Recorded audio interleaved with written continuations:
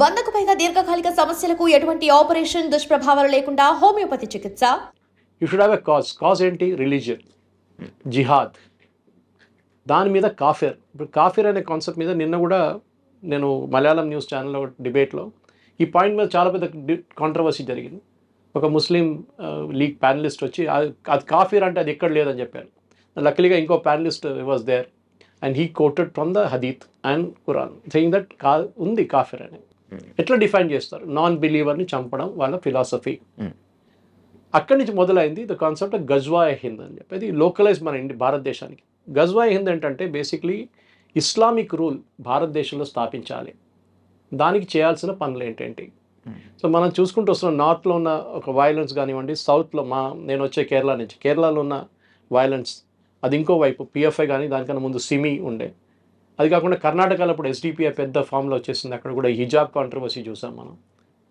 ఇటువైపు కోయంబత్తూరు వైపు మనకు గుర్తుంటుంది, నేను మీడియాలో పనిచేస్తున్న టైంలోనే అద్వానీ గారి ర్యాలీ కన్నా ముందు 54 మంది చనిపోయారు బాంబ్ బ్లాస్ట్ అప్పుడు కోయంబత్తూరులో. We are looking all this at isolation, సపరేట్గా చూస్తున్నాం. కానీ ఇంగ్లీష్లో అంటారు కనెక్ట్ ద డాట్స్ అంటారు. Moment you start connecting the dots మీకు అర్థమైపోతుంది దీని వెనుక ఒక పెద్ద కుట్ర ఉందని. And that is what this. Because మనం చూస్తున్న పేల్గామ్ చూస్తాం. ఇప్పుడు నేను రాసిస్తాను మీకు స్టాంప్ పేపర్ మీద, నెల తర్వాత ఒక్కరు కూడా మాట్లాడరు దీని గురించి. కరెక్ట్. ఇండియాలో పబ్లిక్ మెమరీస్ నోటోరియస్లీ షార్ట్. అదే టైంలో ఇజ్రాయెల్లో నేర్చుకోండి, వాళ్ళ మీద దాడి చేసిన వాళ్ళని సేమ్ సర్కమ్స్టాన్సెస్, మ్యూజిక్ కాన్సర్ట్ నడుస్తున్నప్పుడు వచ్చి దాడి చేశారు దాని మీద, దాన్ని చాలామంది చంపేశారు. దాని తర్వాత కిబుట్స్కి వెళ్ళి అక్కడ చంపారు. దాని తర్వాత ఉన్న చాలామంది కిడ్నాప్ చేసి తీసుకెళ్లారు. కానీ ఇజ్రాయెల్ ఎట్లా కొట్టారు చూడండి, తిప్పి కొట్టారు. They destroyed everybody including the leadership. అది చాలా ఇంపార్టెంట్. భారతదేశం చేయాల్సింది అది. కింద తట్లో ఉన్న వాళ్ళని టెర్రరిస్ట్ని చంపడం, వాళ్ళని చంపేస్తే ఓకే, దాట్ చాలా ఈజీ. అంటే ఇప్పుడు భారతదేశం ఎవరిని టార్గెట్ చేయాలంటారు సార్ మీరు? Leadership of Lashkar-e-Taiba, Jaish-e-Mohammed and other fronts. అంటే పాకిస్తానీ మిలిటరీ ఫ్రంట్స్ ని భారతదేశం టార్గెట్ చేయాలి is your question? No, don't target the Pakistani military front. They're two different things. ISI is what is controlling these people. Right. ISI is a part of the establishment, not army. So మనం target చేయాల్సిన ISI మీద కూడా target చేయక్కర్లేదు. వీళ్ళు లీడర్స్ని కొడితే sir. మనం చూస్తున్న పాకిస్తాన్లో మీరు వినుంటారు లాస్ట్ 1 yearలో అన్నోన్ మెన్ వచ్చి ఎవరినో చంపేశాడు, షాప్లో కొట్టేశాడు, మస్జిద్లో కొట్టేశాడు. అక్కడ the resistant front from Pakistan is trying to establish the same thing sir, unknown men, local military people, local terrorists. Exactly. This resistant front అనేది they were banned about 10 years ago also. వీళ్ళు ఇట్లనే ఒక దాడి అప్పుడు చేశారు, మనం మర్చిపోయాం దాన్ని. అదే సార్, పాకిస్తాన్ ఈ రెసిస్టెంట్ ఫ్రంట్ పేరు చెప్పే డైవర్ట్ చేస్తుందా అన్నది నా point. Lashkar-e-Taiba's subsidiary is this resistance. is correct, the resistant front. So resistance front కొట్టడం కాదు, అక్కడ కూర్చున్న వాళ్ళ టెర్రరిస్ట్ లీడర్స్ని కొట్టాలి మనం. దానికోసం వాళ్ళు దాచిపెట్టారు. ఇప్పుడు దావూద్ ఇబ్రాహిం చేశారు, బాంబ్ బ్లాస్ట్ బాంబేలో చేశారు కదా. ఎక్కడున్నాడు దావూద్? ఇప్పుడు ఉన్నాడు కూడా తెలియదు కదా. పాకిస్తానే వాళ్ళకు హైడింగ్ ప్లేస్ ఇచ్చారు వాళ్ళకి. దుబాయ్కి తిరుగుతుండే అప్పుడు ఆ టైం కూడా, అది కూడా లేదు ఇప్పుడు. సో మనకు ఫిలాసఫీ, మనం ఎట్లా ఉండాలి? సర్వైవల్గా ఉండాలి. ఒక పిల్లిని తీసుకొని మీకు రూమ్లో వేసి పిల్లిని మీరు కొట్టడానికి ట్రై చేయండి, ఎంత చిన్న పిల్లి అయినా కొంచెం మీరు దగ్గర వెళ్ళగానే మళ్ళీ because they have to survive. అది సర్వైవల్ ఇన్స్టింక్ట్ అంటారు మన ఇంగ్లీష్లో. అది భారతదేశంలో సర్వైవల్ ఇన్స్టింక్ట్ లేదు. We taking our democracy for granted. ఇజ్రాయెల్లో చూడండి, every adult male or female has to serve in the army for 3 years minimum. ఒక డిసిప్లిన్ వచ్చేస్తుంది మీకు. అది కూడా ఒక దాడి జరిగితే ఏం చేయాలని మీకు తెలిసిపోతుంది. కానీ సార్ ఒక చిన్న లాజిక్ ఇక్కడ, India is a populated country of more than 140 crores, 100+ crores, 150 crores దగ్గరగా మనం ఉంటున్న ఈ నేపథ్యంలో భారతదేశంలో మనకి ఇంత జనాభా ఉంచుకొని, ఇంత మ్యాన్ పవర్, ఇంత వార్ఫేర్, ఇంతమందిని ఉంచుకొని we're still going with democracy. Pakistan when compared with Indian population చాలా తక్కువ ఉంటుంది. ఈ నేపథ్యంలో పాకిస్తాన్కి ఏం చూసుకొని ఆ ధైర్యం sir? See, I'm telling again, టెర్రరిజంకి ధైర్యం అక్కర్లేదు. అంటే వెనకాల పాకిస్తాన్ వెనకాల ఎవరుండి సపోర్ట్ చేస్తున్నారు? The whole world wants to know this. Pakistan itself is doing it. వాళ్ళకి ముందు యూఎస్ సపోర్ట్ ఉండే. 71 వార్లో మీకు గుర్తుంటుంది, ఇందిరాగాంధీ టైంలో when we are fighting the Bangladeshi and East Pakistan that time, US వాళ్ళకి సపోర్ట్ చేశారు. 7th Fleet పంపించారు, including an aircraft carrier to the bay of Bengal. కానీ దానికన్నా ముందు రష్యన్స్ దూరిపోయారు, సబ్మెరైన్స్ తీసుకొచ్చేసారు. So that war ended there. Bangladesh became independent. మీరు అడిగిన ప్రశ్నకి పాకిస్తాన్ వెంట ఎవరైనా ఉన్నారంటే లేదు. వాళ్ళ entire philosophy of the 2 nation theory, మొన్న వాళ్ళ ఆర్మీ చీఫ్ ఒక టాక్ ఇచ్చారు, మీరు చూసుంటారు వీడియో. 100% సార్, అది జరిగిన 2 నెలలకే ఇంత పెద్ద దాడి జరిగింది. ఎందుకు? ద 2 nation థియరీ అనేది అంబేద్కర్ గారు చాలా క్లియర్గా చెప్పారు తప్పు ఎక్కడ జరిగింది అనేది. Why we are facing all this now. In his book, if you go back and read Ambedkar's book, he has said 2 nation theory ఎందుకు పెట్టాం. పాకిస్తాన్ అన్నారు మాకొక, అంటే పాకిస్తాన్ అని కాదు, Muslim said we want a nation, so we gave them a nation. మీరు వెళ్ళండి రా బాబు అక్కడ ఉండండి అని చెప్పేసి. కానీ వెళ్ళారా? వెళ్ళలేదు, ఇక్కడ ఉండిపోయారు 40% population. Ambedkar said that is the mistake we made. Total transfer of population జరగలేదు. అప్పుడు ఏమైపోయిందంటే కొంతమంది ఇక్కడ ఉండిపోయిన వాళ్ళు now they are grown up in stature and suddenly CA agitation, Waqf bill agitation, ఇట్లాంటి అజిటేషన్ తీసుకొస్తున్నారు. ఎప్పుడైనా హిందువులు రోడ్డు మీద దిగి మీరు ధర్నాలు చూసారా హిందువులు చేయడం? లేదు. గుడి పోయింది మాది, గుడి స్థలం కొట్టేసాడు అని చెప్పి చేయరు. డ్రాయింగ్ రూమ్లో కూర్చొని డిబేట్ చేస్తున్నాం. వాడి గురించి వీరి గురించి మోదీ గారిని తిడతారు, వాడిని తిడతారు, వీడిని తిడతారు. కానీ రోడ్ మీద వెళ్ళి ఒక ధర్నా చేయను రా నాయన అంటే నేను చేయను. వెరాజ్ the Islamic community they will get on to the road. మీరు చూసుంటారు మన ముర్షిదాబాద్లో జరిగిన వైలెన్స్, ఢిల్లీలో జరిగిన జమాయిల్ ఇస్లామీ అక్కడ జరిగిన వైలెన్స్, షహీన్ బాగ్లో జరిగిన అలర్ట్లు అని చూసాం మనం. సో వాళ్ళ ఫిలాసఫీ ఏంటంటే డామినెన్స్. చిన్నగా ఉన్నా కానీ డామినేట్ చేయడానికి ట్రై చేస్తారు వాళ్ళు. సార్ చార్లెస్ ది థియరీ ఒకటి ఉంటుంది, థియరీ ఆఫ్ ఎవల్యూషన్. అందులో ఫిట్టెస్ట్ ఆఫ్ ది సర్వైవల్ మాత్రమే బతుకుతాడు. ఇప్పుడు ఇండియా అండ్ పాకిస్తాన్ మధ్య చూసుకుంటే మీరు చెప్పిన దాని ప్రకారం Pakistan always has that dominance, Pakistan always has that courage, Islam people always fearful గా ఉంటారు. అంటే ఇంక ఎప్పటికీ వాళ్ళే గెలుస్తూ వెళ్తారా? మనం ఇట్లాగా గివ్ అప్ చేసుకుంటూనే వెళ్ళాలా? వాళ్ళు గెలవలేదు కదా, 71 వారు గెలిచారా? ఏం ప్రయోజనం సార్? 28 మంది మనం కోల్పోయాం కదా ఇవాళ రోజున. That is where I'm coming to. That is exactly the point. Numbers is not important. ఎందుకంటే ఇప్పుడు అంతా జనాభా 140 కోట్లు అంటారు, కానీ పోయిన వాళ్ళ ఫ్యామిలీ వాళ్ళకి ఇంపాక్ట్ ఉంటుంది. ఎంత important sir. Correct. So what you need to do is very simple. మనం ఈ ఇంటర్నేషనల్ వాళ్ళు ఏమంటారో, యుఎస్ ఏమంటారో, యూకే ఏమంటారో, యూరోప్ వాళ్ళు ఏమంటారో, సౌదీ అరేబియాలో ఉన్నప్పుడు చేస్తారు కదా ఇది attack wantedly. JD Vance is in India. Last time Clinton వచ్చినప్పుడు exactly that is my point sir. Clinton వచ్చినప్పుడు అటాక్ జరిగింది, జేడీ వాన్స్ వచ్చినప్పుడు ఇప్పుడు అటాక్ జరిగింది. కరెక్ట్. పబ్లిసిటీ. టెర్రరిస్ట్కి ఏం కావాలి? పబ్లిసిటీ. 26/11 జరిగినప్పుడు మనం లైవ్ టెలికాస్ట్ ఇచ్చాం వాళ్ళకి, బర్కాదత్ అని కంపెనీ. They want publicity. టెర్రరిస్ట్కి ఏంటంటే ఒక టెర్రర్ అటాక్ జరిగింది అనుకోండి, నిన్న పహల్గామ్ జరిగిన అటాక్ అనుకోండి, ఒక్క న్యూస్ లేకుండా మీరు బయటకు పంపించకపోతే, ఎవరికి తెలియకపోతే ఏం చేస్తారు టెర్రరిస్ట్? అండ్ అది జరిగింది నిన్న అయితే ఈ రోజు వరకు బయటికి రాలేదు. అండ్ అంత అంటే ఆ అటాక్ అది చిన్న అటాక్ లాగా వదిలేశారు. రాను అది చాలా గంటల తర్వాత అది బయటికి రావడం. Unfortunately chief minister of Kashmir issue respond అవ్వలేదు. Chief minister sitting in Delhi. Exactly. అదే ఒక్క నక్సలైట్ ఒక్క టెర్రరిస్ట్ ని కూడా ఇప్పటిదాకా అరెస్ట్ చేసిన బాపతి కూడా లేదు కదా సార్. అండ్ అదే కాకుండా ఇవాళ పుల్వామాలో జరిగిన అటాక్ మీకు గుర్తుంటుంది. అవును, that was one of the most dastardly attack. కానీ అది సెక్యూరిటీ ఫోర్సెస్ మీద జరిగింది. దానికి ముందు ఉరీలో జరిగింది, మీకు గుర్తుంటుంది. Correct sir. ఈ 2 అటాక్ కి మనం జవాబు ఇచ్చాం, సాలిడ్ జవాబు ఇచ్చాం మనం.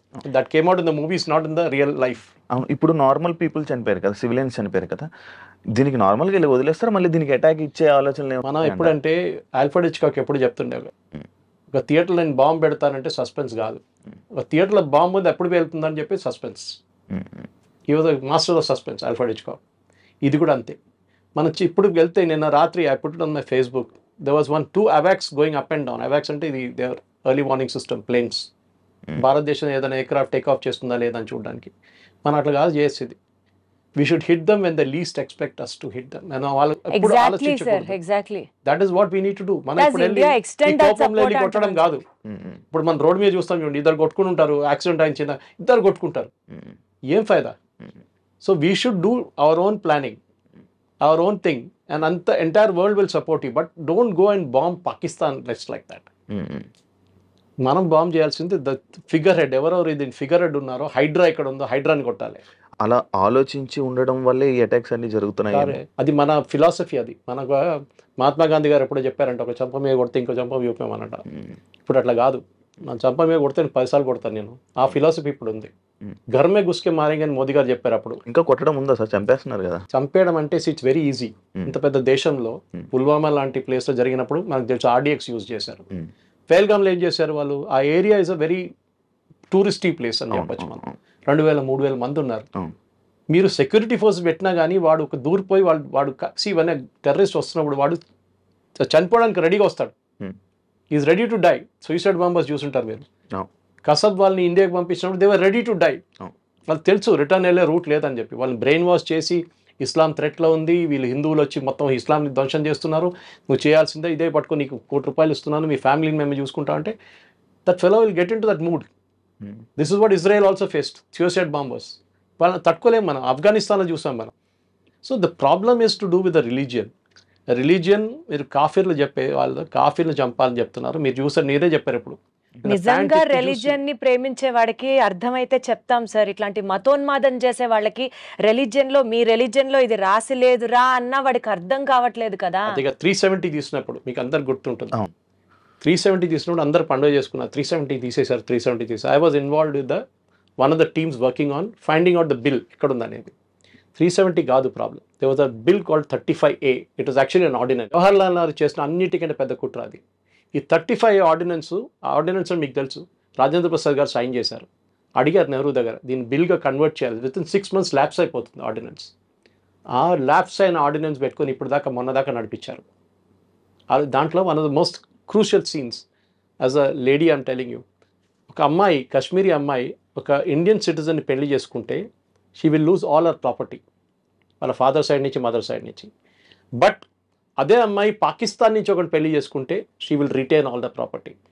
ఇది 35Aలో ఉన్నది. ఇంకో చాలా ఉన్నాయి దాంట్లో అట్లాంటిది. మీ ప్రాపర్టీ కొనలేరు మీరు అక్కడ. As an Indian you cannot by property.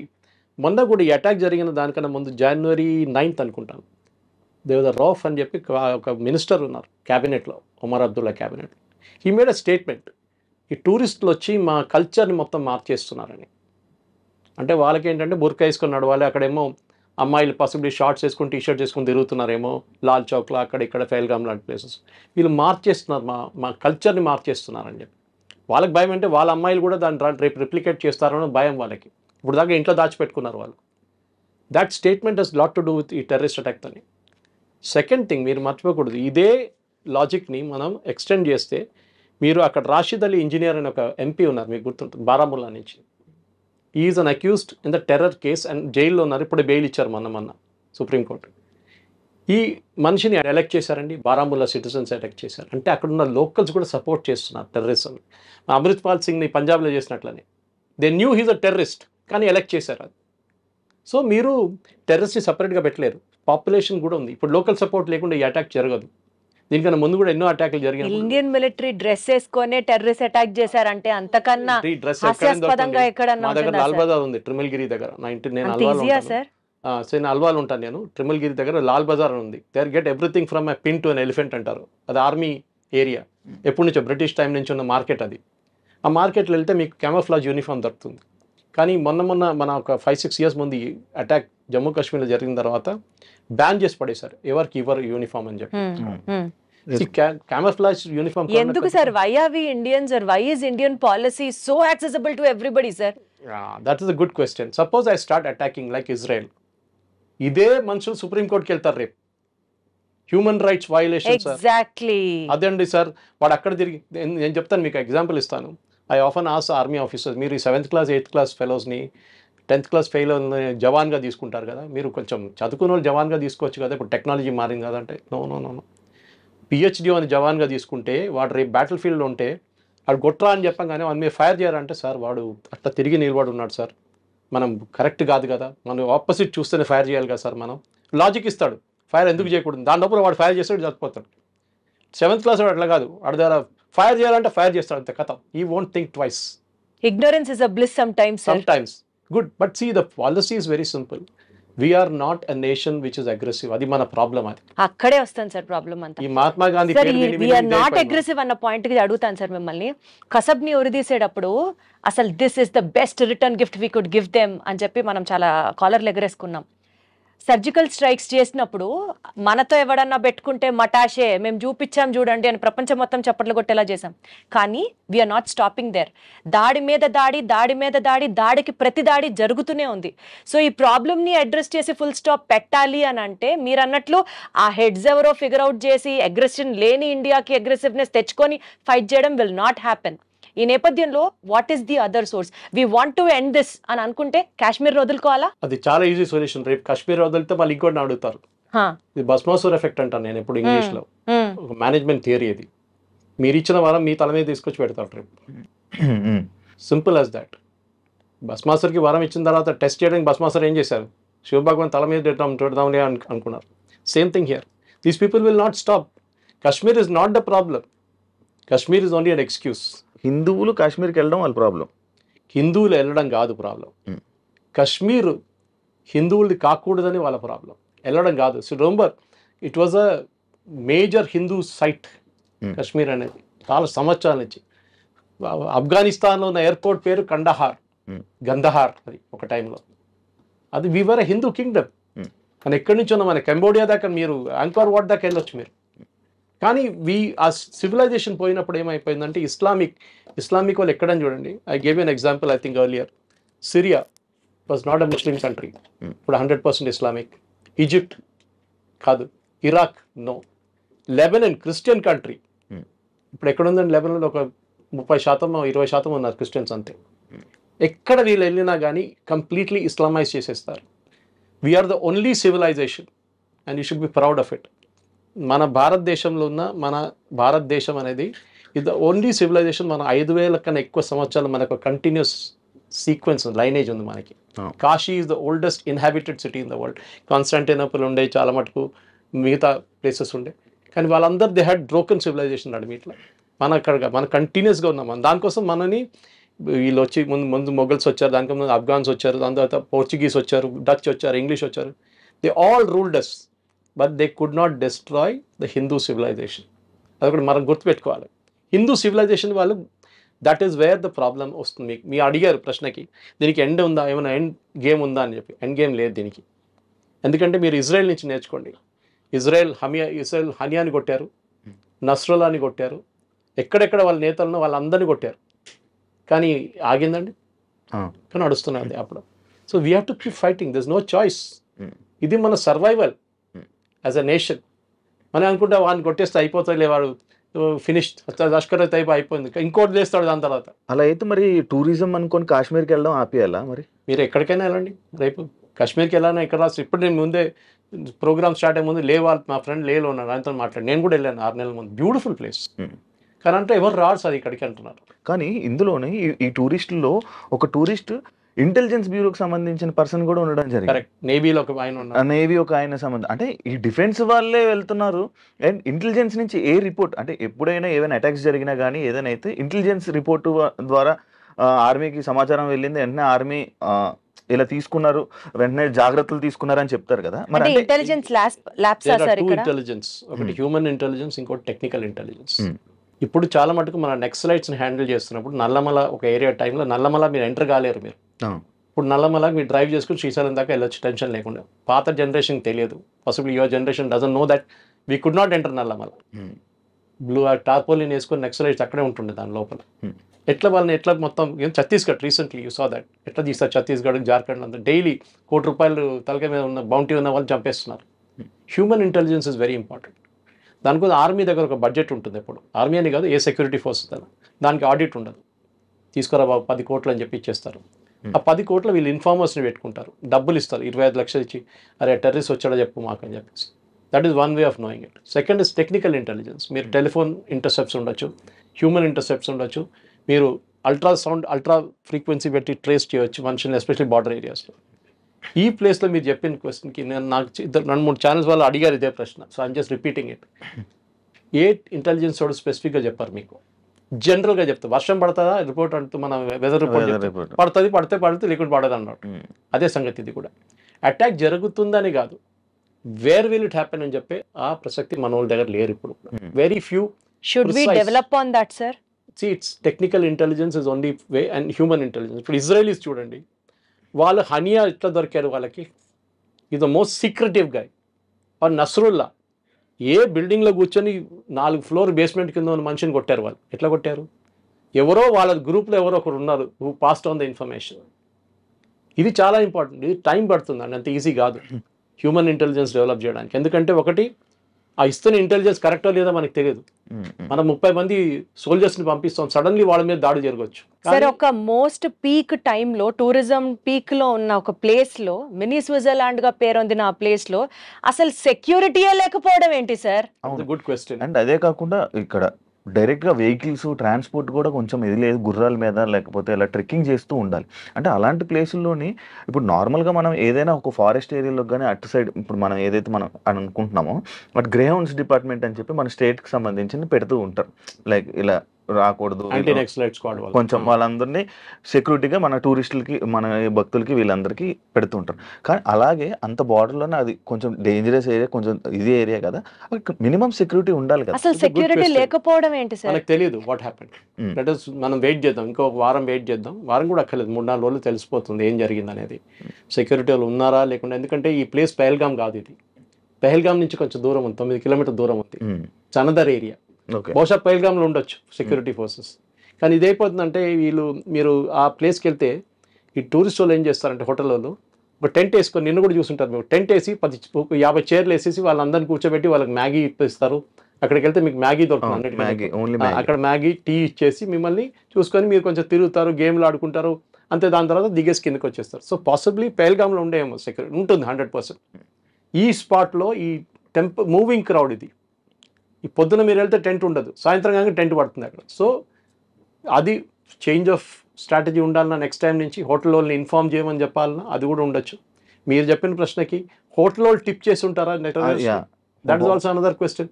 ఇట్లాంటి మీరు ఐడి కార్డ్ ఇచ్చినప్పుడు టెర్రరిస్ట్లకి ఇన్ఫర్మేషన్ వెళ్తుంది కానీ ఇంటెలిజెన్స్ డిపార్ట్మెంట్ కి మాత్రం ఇన్ఫర్మేషన్ రాదా sir? That is what I am saying. నేను ఇప్పుడు కూడా తెలంగాణ ఆంధ్ర యాంటీ నక్సలైట్ స్క్వాడ్ని మెచ్చుకుంటాను. ఇక్కడ స్పెషల్ బ్రాంచ్ ఇక్కడ దే ద బెస్ట్, డౌట్ లేదు దాంట్లో. మొత్తం నక్సలిజంని వైప్అవుట్ చేసేసారు. ఇప్పుడు Chhattisgarh and Jharkhand are doing a very good job. Maharashtra కూడా గద్రిచోలి వైపు. So point is human intelligence అనేది ఒక కోఆర్డినేట్స్తో మ్యాచ్ చేసుకోవాల్సి వస్తుంది. సపోజ్ ఎగ్జాంపుల్ ఇస్తాను, టెర్రరిస్ట్ వస్తున్నాడని మీకు ఒక ఇన్ఫర్మేషన్ వస్తుంది, 5 మంది వస్తున్నారు, వాళ్ళు ఈ ఇంట్లోకి వస్తున్నారంటే how do you match it? మీరు ఒకసారి అక్కడ వెళ్ళినప్పుడు ఎవరు ఉండరు, మీ మీద దాడి చేస్తారు, మీ సోల్జర్స్ చనిపోతారు. అప్పుడే who is responsible? Commanding officer మీద వచ్చి పడుతుంది. నీకేం బుద్ధి లేదా, నువ్వు అట్లా పంపిస్తావు మనుషులు అని చెప్పి. సో ఇట్ ఈస్, మీరు ఆ పొజిషన్లో ఉన్నప్పుడు మీకు అర్థమవుతుంది. Some time it is a fraction of a second decision making అన్నమాట. ఇంటెలిజెన్స్ వచ్చిందా, ఆన్ ద గ్రౌండ్ ఇంటెలిజెన్స్ వచ్చిందా లేదు. డ్రోన్ ఇప్పుడు మనం డ్రోన్ చాలా మటుకు యూజ్ చేస్తాం. నిన్న అటాక్ కూడా తర్వాత డ్రోన్ యూజ్ చేస్తాం రాత్రి అంతా. కానీ వీళ్ళు ఏం చేస్తారు, సివిలియన్ క్లోత్స్లో మారిపోతారు. మీరు గుర్తుపడతారా ఇంకో సివిలియన్కి? ఈయనకి గుర్తుపట్టలేరు. తుపాకీ లేదు, ఏం లేదు చేతిలో, ఈజ్ వాకింగ్ అరౌండ్. ఏదో లైన్ ఇవాళ డ్రాయింగ్స్ అని చేశారు, పోర్ట్రేట్ స్కెచ్ అని చేశారని చెప్తున్నారు. కానీ వీళ్ళు దొరుకుతారు, వీళ్ళు చంపేస్తే వీళ్ళు చనిపోతారు, నో ప్రాబ్లం. ఇంకా 10 మంది లేస్తారు ఇట్లా. బుర్హాన్ వానీ కేసు మీకు తెలుసు, కితనే బుర్హాన్ గయో కితనే బుర్హాన్ ఆయే, అదే జరుగుతుంది కదా. సో ఇది కాన్స్టెంట్ సప్లై ఆఫ్ పీపుల్. గాజాలో మీరు చూశారు ఎంతోమంది టెర్రరిస్ట్ని చంపారు, మళ్ళీ కొత్త వాళ్ళు వస్తున్నారు బయటికి. In that religion is like that. Fanaticism అంటారు దాన్ని ఇంగ్లీష్లో. Correct sir. ఎందుకంటే మిమ్మల్ని బ్రెయిన్ వాష్ చేసేసారు. That your religion is and me religion under threat అండి. మీ రిలీజన్ ఉండకపోతే మీది అది ఉండదు, మీది ఉండదు, హిందువులు వస్తున్నారు చేస్తున్నారు. మనం అది సిఏ అజిటేషన్ టైంలో చూసాం. మనం సిఏ టైంలో ఇంత పెద్ద అజిటేషన్ చేశారు వీళ్ళు. ఏంటి, ఐ మీన్ ఒక మనిషికి సిటిజన్షిప్ ఇవ్వడం అనేది గవర్నమెంట్ ఆఫ్ ఇండియా ప్రొరగేటివ్. ముస్లిమ్స్ని పాకిస్తాన్ పంపిస్తారు, ఎవరన్నారండి? ఈ నెరేటివ్ బిల్డింగ్లోనే బహుశా మీరు చెప్పిన ప్రశ్నకి BJP has lost it or the government has lost it. Narrative బిల్డింగ్లో నేను ఎప్పుడు చెప్తాను, నెరేటివ్ బిల్డ్ చేయడం చాలా ఇంపార్టెంట్. ఇజ్రాయెల్ చూడండి, Israel always loses on narrative. ఒక బాంబు వేయంగానే టెర్రరిస్ట్ మీద పడుతుంది, కానీ 50 మంది పిల్లలు చనిపోయాయని చెప్పి హమాస్ వాళ్ళు పుకార్లు లేపుతారు. సింపతి అప్పుడు అక్కడికి వెళ్ళిపోతుంది. ఇలాంటి అటాక్స్ వల్ల లైక్ ది రిలీజియన్ అటాక్స్ అని అనుకోవచ్చు. ఇలాంటి వాటి వల్ల నార్మల్ ముస్లిమ్స్కి ఇక్కడ హిందువులకి విభేదాలు వచ్చే అవకాశాలు ఎక్కువ ఉంటాయి కదా? ఉంటాయి, డెఫినెట్గా ఉంటుంది. నేను చెప్తాను మీకు, సిఏ అజిటేషన్ జరిగినప్పుడు కేరళలో మా ఊర్లో, మా విలేజ్ నుంచి 4 కిలోమీటర్ దూరంలో ఒక సూపర్ మార్కెట్ ఓపెన్ చేశారు ఆర్ఎస్ఎస్ వాళ్ళు. ఏం జరిగిందంటే అక్కడున్న హిందూ పిల్లల్ని, వర్క్ చేస్తున్న ఎంప్లాయీస్ని పంపించేశారు ముస్లిం ట్రేడర్స్ వాళ్ళ సూపర్ మార్కెట్ నుంచి. వీళ్ళేం చేశారు, సరే నువ్వు పంపిస్తావు కదా, మేము సూపర్ మార్కెట్ పెట్టుకుంటే వీళ్ళు పెట్టుకున్నారు. మీరు అడిగిన దానికి కూడా ఉంది, బాయ్కాటింగ్ ఆఫ్ షాప్స్ అన్నారు. అది ఈవెన్ వెస్ట్ బెంగాల్లో జరిగింది, మనం చూసాం దీనికన్నా ముందు. కావాలని చెప్పి వీళ్ళ దగ్గర ఏం కొనుక్కోకూడదు మీరు అంటారు. అది ఒక వారం నడుస్తుంది, 10 రోజులు నడుస్తుంది, దాని తర్వాత మర్చిపోతాడు. పొద్దున ఏమైనా కావాలంటే వెళ్ళి ఒకటి పాలు కొనుక్కుంటాడు, పాల ప్యాకెట్. ఇదంతా నడుస్తూనే ఉంటుంది. సో కమర్షియల్గా విభేదాలు డెఫినెట్గా వచ్చేస్తుంది, దాంట్లో డౌట్ లేదు. ఇప్పుడు కూడా మీరు ఒక నార్మల్ స్లీపర్ సెల్ మనిషిని చూస్తే మీకు అర్థం కాదు. వాడు పొద్దున్న లేస్తాడు, పక్కన షాప్కి వెళ్ళి పాల ప్యాకెట్ తీసుకొస్తాడు, టీ తయారు చేస్తాడు, 9 కాగానే స్నానం అంతా చేసి రెడీ ఆఫీస్కి వెళ్తాడు. You will think is a normal guy. మన కోయంబత్తూర్ కుక్కర్ బ్లాస్ట్ కేసులో ఆ కుక్కర్ బ్లాస్ట్ చేసిన మనిషి ఆయన చనిపోయాడు కదా, దాని తర్వాత వాళ్ళ వైఫ్ ఆమె కూడా తెలియదు ఆయన చేస్తున్నాడు అని చెప్పి రాత్రిపూట కూర్చొని సోల్డరింగ్ చేస్తున్నాడు. ఏంటంటే నా ఏదో పని ఉంది, సోల్డరింగ్ నేను చేసుకుంటాను. వాడు బాంబులు తయారు చేస్తున్నాడు. వాళ్ళ ఇంట్లో ఉన్న వాళ్ళకి తెలియదు. ఇప్పుడు ఆలోచించండి, బయట వాళ్ళకి ఏం తెలుసు? సో మీరు అడిగిన ప్రశ్నకి డిఫరెన్స్, విభేదాలు ఉంటాయి, డెఫినెట్గా ఉంటుందండి. ఒక మిస్ట్రస్ట్ అంటారు. విభేదాలు అంటే దానికన్నా మిస్ట్రస్ట్ అంటే ఈడేం చేస్తాడో ఈడే నన్ను మళ్ళీ ఇది కేరళలో జరిగిన లవ్ జిహాద్ కేసెస్లో చాలా వచ్చినాయి. అది వీటి వల్ల ఏమైనా ప్రాబ్లమ్స్ వచ్చే అవకాశాలు చాలా ఉన్నాయి. మిస్ట్రస్ట్ వస్తే ఒకసారి చెప్తారు కదా, ఒక క్రాక్, ఒక కప్పు ఇరిగిపోతే దాని మీద ఫెవిక్విక్ పెట్టి పడితే కూడా క్రాక్ ఉంటుంది ఎప్పుడు. So you have lost the trust. చాలా ఇంపార్టెంట్. ముస్లిం కమ్యూనిటీ ఆలోచించాలి. ఇది అందరిని తప్పు పడతలేము అగైన్, కానీ you are not condemning it. ఒకడు వచ్చి నేను జిహాద్ అంటే మీరు ఏం చేస్తున్నారు? సిఏ సపోర్ట్ చేస్తున్నారు. ఎందుకు? You're supporting Waqf. మీకు ఏం తెలుసు వకఫ్ గురించి? I can argue 1 hour on it. ఏ ఆర్గ్యుమెంట్ తీసుకుని డెమాలిష్ చేస్తాను నేను. అది కాదు. That problem is fanaticism in that community. అది ఇక్కడ కాదు, ఏ దేశంకైనా అండి. అమెరికాలో ఇప్పుడు చూస్తున్నాం, పుష్ బ్యాక్ చూస్తున్నాం మనం. అక్కడ హమాస్ సపోర్టర్స్ని, ప్యాలెస్టీన్ వాళ్ళని పంపించేస్తారు యుఎస్ గవర్నమెంట్. ఎందుకు? They also realise. యూరోప్లో కూడా సేమ్ ప్రాబ్లం ఉంది వాళ్ళు. అండ్ ఇంకొకటి, మోడీ గారికి వెళ్ళి చెప్పండి అని అన్నారు కదా, అంటే అలా అనడం వల్ల అది మోడీ గారి కోపం మీద, అంటే మోడీ గారు ఎక్కువ హిందుత్వానికి ఎక్కువ సపోర్ట్ చేయడం, అదే కాకుండా అయోధ్యకి దీనికి ఏమైనా లింక్ ఉందా? మోదీ గారికి వెళ్ళి చెప్పంటే ఇప్పుడు ఓపెనింగ్ కామెంట్ ఇచ్చి వెళ్ళి చెప్పుకోరా ఎవరి దగ్గర చెప్పు. బికాస్ ఆ మనిషి మిమ్మల్ని ఆపుతున్నాడు. నువ్వు అనడం వెళ్ళి చెప్పుకో మన దగ్గర, ఏం చేస్తాడు చూద్దామని చెప్పేసి. అంటే అదే లైక్, అంటే ఈయన మోడీ హిందుత్వంకి సపోర్ట్ చేయడం కానీ, ఈ అయోధ్యకి సంబంధించి కానీ, ఈ 370 అయోధ్య కాదు, మోదీ కాదు, ఇంకే అంటే ఇవన్నీ జరగడం వల్ల దీని వల్ల కక్షతో మోదీ ఒక figure head. Is a one example of it అనమాట. ఒక ప్రధానమంత్రి నిలబడి కొడుతున్నాడు వీళ్ళందరినీ, ఎవరిని పట్టించుకోవట్లేదు. సర్జికల్ స్ట్రైక్ చేస్తున్నాడు, బాలకోట్ చేశారు, అన్ని చేశారు. ఎంత చేసినా కానీ మమ్మల్ని అసలు మేము ఆపలేకపోతున్నాం. ఇది చేసిన తర్వాత నువ్వు వెళ్ళి మోదీ గారు చెప్పు. కానీ సార్, ఈ నేపథ్యంలో టెర్రరిజానికి ఫుల్ స్టాప్ పెట్టేది కూడా మోడీయే అని నడుస్తున్న ఈ టైంలో మీరు ఏం చెప్తారు సార్? ఎందుకంటే the most unsolved disputed case Ayodhya, అది మోడీ టైంలోనే వీ గాట్ హియరెన్స్ ఫర్ ఇట్. ఇట్లా చాలా సర్జికల్ స్ట్రైక్స్ తీసుకుంటే మోడీ టైంలోనే జరిగింది. ఇలాంటివి మాట్లాడుతున్నప్పుడు టెర్రరిజంకి చెప్పు దెబ్బ కూడా మోడీ టైంలోనే జరుగుతుంది అని కూడా ఒక వాదన ప్రచారంలోకి ఉంది. What you say? లాస్ట్ 11 సంవత్సరాల్లో పెద్ద బాంబ్ బ్లాస్ట్ జరిగిందని చెప్పండి, apart from Jammu Kashmir and north east. Right. UP హయాంలో మనం చూసాం Mumbai blast, German bakery blast, Coimbatore blast, చాలా జరిగింది అట్లా. మీరు ఎన్నో తీసుకోండి, సంజౌతా ఎక్స్ప్రెస్ బ్లాస్ట్. ఎందుకంటే ఇంటెలిజెన్స్ అనేది, మీరు ఇప్పుడే అడిగారు ఇంటెలిజెన్స్ గురించి. మనకి కొన్ని కేసెస్లో 99 కేసెస్లో యాక్చువల్లీ ఈ బాంబ్ దాడి అంతా ఆపేస్తారు, కానీ బయట చెప్పరు ఎట్లా దొరికారు వాళ్ళు. అనవసరంగా పానిక్ ఎందుకు? Next time that terrorist will not use that method. For example satellite phones, US లో బర్నర్ ఫోన్స్ అని యూజ్ చేస్తున్నారు. ఇప్పుడు ఫోన్స్ యూజ్ చేస్తారు, కానీ సెక్యూరిటీ ఫోర్స్ చెప్పారనుకోండి, మేము ఇన్ని ఇట్లా పట్టుకున్నాం, మేము వాడి ఫోన్ ట్రాక్ చేసామని చెప్తే next time he won't use it. They will try some other method. అప్పుడు సెక్యూరిటీ ఫోర్సెస్ అదే, they have to be lucky all the time. Terrorist has B lucky only once అంటారు ఇంగ్లీష్లో. ఇది 9/11 జరుగుతానని ఎవరైనా ఆలోచించారండి? వీ కెనాట్ ఈవెన్, మనకు అసలు idea రాదు plane తీసుకొని ఒక బిల్డింగ్ మీద కొట్టడం అనేది. కానీ ఎవడో ఆలోచించాడు అది. Never late then ever. ఇప్పుడు ఏం చేయాలి సార్ మనం, అది చెప్పండి. ఏం లేదు, ఆ సెక్యూరిటీ కల్చర్ తీసుకురావాలమ్మా దాంట్లో. నేను మళ్ళీ ఎగ్జాంపుల్ ఇచ్చాను, రోడ్ మీద ఇద్దరు కొట్టుకుంటే మీరు పక్క నుంచి వెళ్ళిపోతారు, ఏం పోయిందిలే వాడు ఇద్దరు కొట్టుకుంటున్నా అని చెప్పేసి. రోడ్ మీద ఒక బ్యాగ్ కనిపిస్తే మీరు ఏం చేస్తారు? నేను మళ్ళీ పోలీసు వాడు పిలుస్తాడు, అక్కడికి వెళ్ళాలి. ఆ కల్చర్ లేదు మన దాంట్లో. ఒక బాంబ్ బ్లాస్ట్ జరిగితే పారిపోతారు అందరూ, ఎవడు అక్కడ ఉండడు. ఇజ్రాయిల్లో చూడండి, వాళ్ళు అక్కడ ఉంటారు, ఉండి హెల్ప్ చేస్తారు, ఎందుకంటే they are trained in it. వాళ్ళకి ట్రైనింగ్ ఇస్తారు, వాళ్ళ 3 years సర్వీస్లో మెడికల్ ట్రైనింగ్ కానివ్వండి, మిగతా అన్నీ ఇస్తారు వాళ్ళకి. They know how to respond. కానీ మన దాంట్లో డిసిప్లిన్ లేదు, షార్ట్ మెమరీ. మోదీని తిట్టడం అన్నిటికంటే ఫేవరెట్. మోదీ అది చేశాడు, మోదీ ఇది చేశాడు, గుజరాత్ రైట్ చేశాడు, అన్నీ చెప్తారంట. ఇప్పుడు కూడా చెప్తూనే కానీ మోదీ ఏం మంచి పని చేశాడు అది చెప్పట్లేదు. సిఏ ఉండొచ్చు, ఆర్టికల్ 370 తీసి ఉండొచ్చు, ఇదన్నీ చేశారు కదా. అన్ని ఐటమ్స్ స్టిక్ ఆఫ్ అయిపోయినాయి, ఒక యూసీసీ ఒకటే మిగిలిపోయింది. ఏం వకఫ్ బిల్ పాస్ చేశారు, ట్రిపుల్ తలాక్ బ్యాన్ చేశారు. Exactly sir. ఇంత చేసిన తర్వాత కూడా ఆ కోపం మోదీ గారి మీద ఉన్న కోపం వీళ్ళ దగ్గర ఉంది, ఈ టెర్రరిస్ట్ దగ్గర ఉంది. దానికోసం ఆ స్టేట్మెంట్ వెళ్ళి మోదీ గారు చెప్పుకో, not that he will kill that lady, కూడా డన్ ఇట్, చేసి చంపేస్తే 2 నిమిషాలు, ఒక 30 seconds పని అది. అమ్మాయిల్ని ఉంచేసి ఎవరైతే వైఫ్స్ ఉన్నారో ఆ లేడీస్ని వదిలేసి అబ్బాయిల్ని ఎక్కువ చంపడం జరిగింది. దానికి ఏమైనా ఉన్నదా? The trauma. ఒక అమ్మాయి కొత్త పెళ్లి అయిన అమ్మాయి, ఆ ఫోటో చాలా హాంటింగ్ ఉంది నా రాత్రి నుంచి. She will have the trauma for rest of our life. అది చాలా ఘోరం ఉంది ఆ సీన్ అనమాట. వాళ్ళు ఇడిచేసినప్పుడు ఏమవుతుందంటే వాళ్ళ ఫ్యామిలీ ఎవ్రీ మూమెంట్ ఆ టెర్రర్ అటాక్ జరిగిన వాళ్ళ మైండ్లో ఉంటుంది.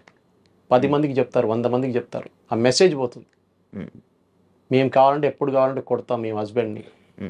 మొత్తం ఫ్యామిలీని కొట్టేస్తే they would have been no problem, అందరు పోయారని చెప్పొచ్చు మనం. ప్రాబ్లమ్ ఇస్ దేర్, బట్ ఎవరు లేరు ఫ్యామిలీలో అని చెప్పేసి. కానీ వాళ్ళు చూసిన వాళ్ళకి వాళ్ళ మైండ్లో that will always be there, ఎప్పుడు పోదు వాళ్ళ మైండ్ నుంచి. మనం కావాలంటే వారం తర్వాత 10 రోజుల తర్వాత మర్చిపోతాం, కానీ ఆ ఫ్యామిలీకి లైఫ్ లాంగ్ గుర్తుంటుంది అది ఆ సీన్. సో మీ క్లోజింగ్ కామెంట్స్ ఏంటి సార్ ఇదే ఇష్యూకి సంబంధించి? మెయిన్ పాయింట్ ఇస్ నాది ఇప్పుడు కాదు, this is right from possibly నేను రామ్ జన్మభూమి కన్నా ముందు జరిగిన గొడవలు కానీ, తర్వాత జరిగిన గొడవలు కానీ, టెర్రరిస్ట్ అటాక్ చూస్తే మనం ప్లానింగ్ టెర్రరిస్ట్ అటాక్ చాలా మటుకు చదవచ్చు, మీరు బుక్స్ ఉన్నాయి దాని గురించి. మనం నేర్చుకోవాల్సింది ఏంటంటే మన కల్చర్ ఒకటి.